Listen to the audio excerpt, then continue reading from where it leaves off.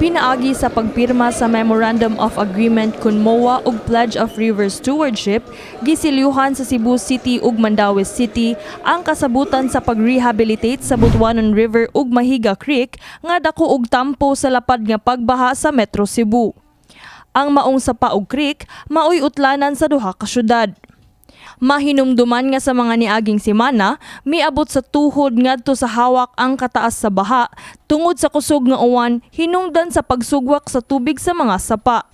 Sigon pa ni Cebu City Mayor Michael Rama nga siya mismo nakakita nga nahimo ng kanal ang mga sapa sa dakbayan sa Sugbo.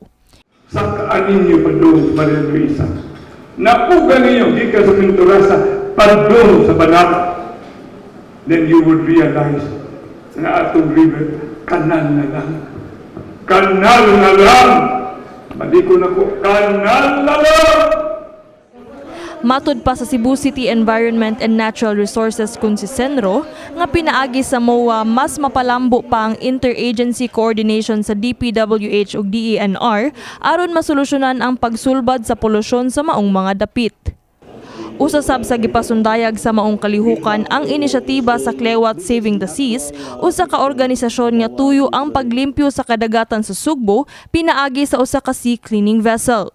Nagkanayon si Rama nga bisan pa man sa wala pa ang MOA signing, pipilan na ka proyekto ang iyang gipasiugdahan aron sa pagsulbad sa baha sa Cebu City. I've been already doing a lot of things already even before the MOA. That's why, di ba, I told you, gikihan na kay kung Tomas Osmeña. When I was Vice Mayor, I was fighting for the relocation, the clearing of the Trinity easement. Jerry Carrillo was the councilor. But to stop it, him! Ang mayor sa syudad sa Mandaue, Mayor Jonas Cortez, nang hinaot nga pinaagi sa maong kasabutan, masolusyonan na ang padayong pagbaha sa ilang syudad nga matud pa niya tungod sa kakuwang lamang sa pagpangandam.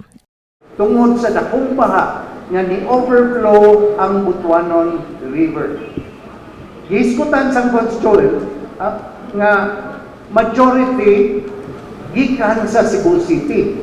And that is exactly why we are here to discuss things. Let us not focus on the problem. Let us focus on solutions. Ituod, kanang uwan, gasa man na. Wa lang ta makapangandam.